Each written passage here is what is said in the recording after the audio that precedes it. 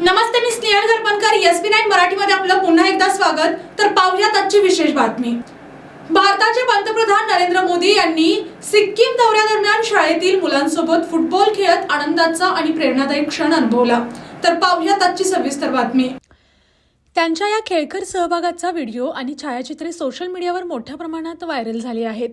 पंतप्रधान मोदी सध्या गांगटोक येथे 2 दिवसांच्या दौऱ्यावर असून व्यस्त अधिकृत कार्यक्रमादरम्यान त्यांनी मुलांसोबत फुटबॉल खेळत संवाद साधला. मैदानावर मुलांसोबत खेळताना त्यांनी सहज, मैत्रीपूर्ण आणि उत्साही अंदाजात सहभाग घेतल्याचे दिसून आले. मोदी यांनी स्वतः या क्षणाचा व्हिडिओ सोशल मीडियावरती शेअर करत, माझ्या लहान मित्रांसोबत फुटबॉल खेळण्यासारखा आनंद नाही, असे म्हटले. या पोस्टनंतर देशभरातून सकारात्मक प्रतिक्रिया उमटू लागल्या असून अनेकांनी त्यांच्या या उपक्रमाचे कौतुक केले. या दौऱ्याचा उद्देश केवळ अधिकृत कार्यक्रमांपुरता मर्यादित नसून तरुण पिढीशी संवाद साधणे आणि क्रीडा व फिटनेसला प्रोत्साहन देणे हाही आहे. मैदानावरचा हा प्रसंग युवकांमध्ये क्रीडा संस्कृती वाढवण्याचा संदेश देणारा ठरला आहे.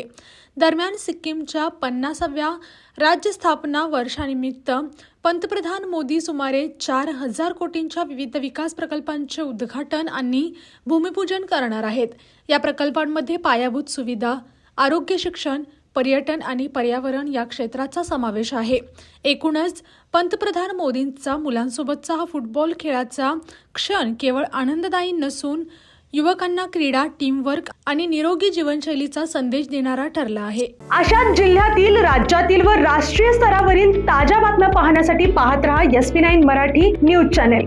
या चॅनेलच्या माध्यमातून विविध क्षेत्रात उल्लेखनीय कार्य करणाऱ्या मान्यवरांच्या प्रेरणादायी मुलाखती तसेच महत्त्वाची माहिती आणि घडामोडी आपल्यापर्यंत पोहोचवल्या जातील. अशा नवीन बातम्या आणि माहिती मिळवण्यासाठी चॅनलला लाईक करा, शेअर करा आणि हो, सबस्क्राईब करायला विसरू नका.